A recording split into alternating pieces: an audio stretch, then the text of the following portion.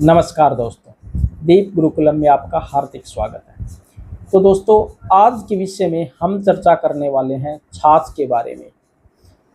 हम अपने दैनिक जीवन में रोज़मर्रा में डेली भोजन में छाछ का प्रयोग अवश्य करते होंगे, लेकिन क्या आपको पता है कि किन किन बीमारियों में छाछ का प्रयोग अच्छा बताया गया है और किन किन बीमारियों में हमें छाछ का प्रयोग बिल्कुल भी नहीं करना चाहिए, और किस प्रकार से हमें छाछ का प्रयोग करना चाहिए, कैसे इसको सही लेने का क्या तरीका है, कौन सी ऋतु में हमें छाछ का प्रयोग अच्छा बताया गया है और किस चीज़ के साथ हमें छाछ का प्रयोग करना चाहिए। तो आज की वीडियो में हम इन सब बातों के ऊपर चर्चा करने वाले हैं। तो चलिए वीडियो को स्टार्ट करते हैं। देखिए, आज की वीडियो में हम चर्चा करने वाले हैं तक्कर। इसको तक्कर भी कहते हैं, मट्ठा भी कहते हैं, छाछ भी कहते हैं और लस्सी भी कहते हैं। ठीक है ना, इतने सारे नाम किसके हैं, ये छाछ के या फिर मट्ठा कहें या फिर लस्सी कहें, कुछ भी कह सकते हैं। आगे है तक्कर यानी कि छाछ या लस्सी के भेद कौन कौन से। ग्रंथ में तक्कर के 5 प्रकार बताए गए हैं, 5 प्रकार के बताए गए हैं। जिस पहला है गोल, दूसरा है मथित, तीसरा है तक्कर, चौथा है उद्धृत और पांचवा है छाछिका।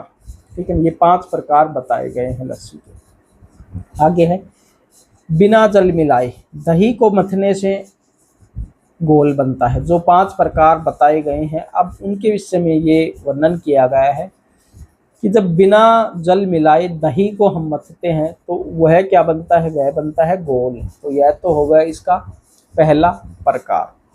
दूसरा, दही की मलाई अलग करके मथने से मथित बनता है। जो दूसरा प्रकार है मथित, वो दही की मलाई अलग करके जब बनाते हैं उसको क्या बोलते हैं, मथित। ठीक है, अब आते हैं तीसरा, दही में जल मिलाकर मथने से क्या बनता है, तक्कर। चौथा है दही में आधा जल मिलाकर मथने से उद्धृत बनता है। और पांचवा है मक्खन निकालकर अधिक जल मिलाकर मथने से छाछिका बनती है। तो अब चर्चा करते हैं कि कौन सी के क्या गुण है, किसके क्या गुण है, अलग अलग जो 5 प्रकार। देखिए, सबसे पहले हम देखते हैं तक्कर के गुण यानी छाछ के गुण। तक्कर को कषाय मधुर रसयुक्त माना जाता है, लघु होती है रचने में, अग्नि दीपक अग्नि को बढ़ाती है, बलवर्धक होती है, वात नाशक वात की बीमारियों को ठीक करती है, तृष्णा नाशक यानी कि प्यास को शांत करती है। आगे यह मल को बांधने वाला और पाचन को सुधारने वाला भी बताया गया। मल को बांधती है, पाचन को सुधारती है, यानी कि पाचन के लिए यह अच्छी बताई गई है। आगे है तक्कर के लाभ। गृहिणी रोग में तक्कर विशेष हितकर बताया गया है। जो जिसमें हमारी पाचक अग्नि कमजोर हो जाती है, यानी कि हमारी पाचन क्रिया को यह बढ़ाने का कार्य करती है, इसलिए हमें लस्सी का सेवन अवश्य ही करना ही चाहिए अपने भोजन में। यह कफ और पित्त को भी संतुलित करती है, कफ और पित्त को भी संतुलित करती है। आगे है विष में, पांडु यानी कि पीलिया रोग में, उदर रोग पेट से संबंधित रोग में, गृहिणी में, आर्स यानी कि बवासीर में, गुलम यानी कि जैसे गांठ वगैरह हो जाते शरीर में उसमें, अतिसार दस्त में, सूल दर्द में, अरुचि में, कर्मी कीड़े में, शोथ सूजन में और त्वचा रोगों को दूर करने वाला बताया गया। यानी कि इतने सारे रोगों में इसको लाभकारी बताया गया है। ठीक है ना, तो जिनको इससे संबंधित जिनको रोग हैं उनको छाछ का सेवन, मट्ठे का सेवन अवश्य करना ही चाहिए। आगे है यह अग्नि की मंदता, अग्नि जिसकी मंद हो गई हो, वात रोग और नाड़ियों के अवरोध में अमृत के समान हितकारी कहा गया है। पेट की अग्नि जिसकी मंद हो गई हो, वात से संबंधित जिसको बीमारियों हो और नाड़ियों के अवरोध में इसे क्या बताया गया कि अमृत के समान इसको बताया गया है। आगे है तक्कर के सेवन का निषेध, यानी कि किन रोगों में हमें तक्कर छाछ का सेवन नहीं करना चाहिए। 6 रोग किसको बोलते हैं, टीबी। ठीक है, टीबी से संबंधित जिसको शिकायत है, टीबी रोग है। अत्यधिक दुर्बल व्यक्ति हैं, मूर्छा जिनको बेहोशी आती है, श्रम, दाह जलन और रक्त से संबंधित एक विकार होता है, तो इसमें टक्कर नहीं देना चाहिए। यानी कि ये जिनको रोग हैं उनको छाछ का सेवन नहीं करना चाहिए। और ग्रीष्म ऋतु में भी दुर्बल व्यक्ति को टक्कर नहीं देना चाहिए, क्योंकि गर्मियों में भी कमज़ोर दुर्बल व्यक्ति को छाछ का सेवन नहीं करना चाहिए। आगे है दोषानुसार तक्कर का सेवन।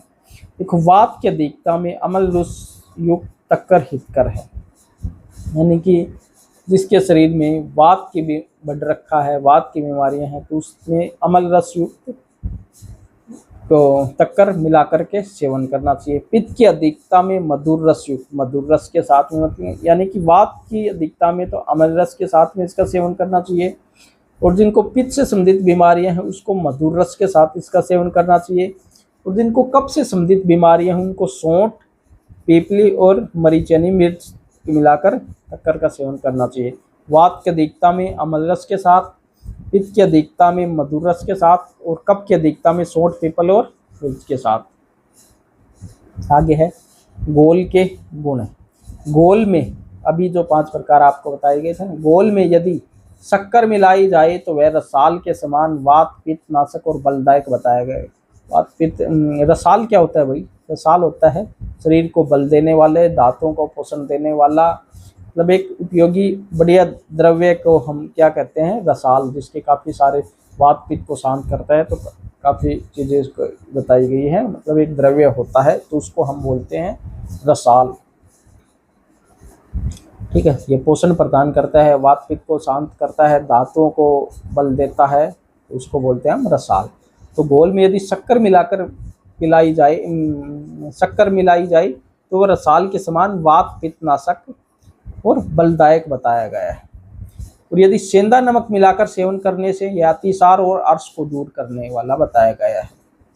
यदि सेंधा नमक के साथ, वैसे हमें जो समुद्री नमक है उसको तो अभी सेवन करना ही नहीं चाहिए हमें अपने भोजन में, उसके विषय में भी हमने इस चैनल पर वीडियो डाल रखे, वो आप वीडियो आप अवश्य देखना। देखो सेंधा नमक का सेवन, सेंधा नमक के साथ इसको सेवन करने से अतिसार दस्तों में लाभकारी है, अर्श यानी कि बवासीर को दूर करने वाला इसको कहा गया है।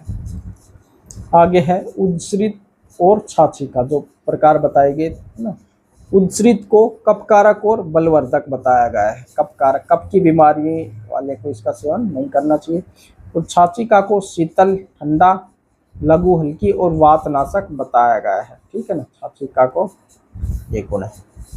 आगे है घी निकले तक्कर के वर्णन, जिनका घी निकाल लिया गया उस तक्कर के, घी निकला हुआ तक्कर रोगियों के लिए हितकर और लघु बताया गया, हल्का, रोगियों के लिए हितकर बताया गया, यानी कि रोगियों को घी निकाला हुआ तक्कर का सेवन करना चाहिए।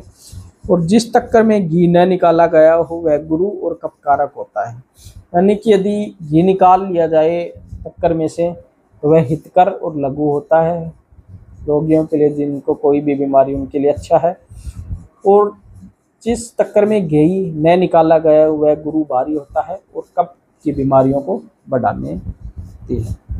तो दोस्तों ये तो था तक्कर के बारे में, जो कि हमारे पुराने ग्रंथ में जो दिया हुआ है उसके विषय में, कि किन को तक्कर का सेवन करना चाहिए और किन को तक्कर का सेवन नहीं करना चाहिए। इसके अलावा यदि आपका कोई भी क्वेश्चन हो, इस वीडियो से रिलेटेड आपका कोई क्वेश्चन हो, कुछ बातें हो सकता आपके पल्ले नहीं पड़ी हो, कुछ चीज़ें नहीं समझ में आई हो, या फिर किसी बीमारी के विषय में आपको जानना हो, तो आप इस वीडियो में कमेंट अवश्य करें, हम उसका जवाब आपको अवश्य देने की कोशिश करेंगे। यदि ये वीडियो आपको अच्छे लगते हैं तो इन वीडियो को लाइक व शेयर अवश्य करें, ताकि और लोगों को भी इनका फ़ायदा मिल सके। और यदि आप घर बैठे ही संपूर्ण शास्त्रोक्त आयुर्वेद सीखना चाहते हो तो इस चैनल को अवश्य सब्सक्राइब कर लें, क्योंकि कंप्लीट आयुर्वेद हम आपको यहाँ पर कराने वाले हैं। बिल्कुल सभी चीज़ों के बारे में आपको इस चैनल पर मिलने वाला। ठीक है,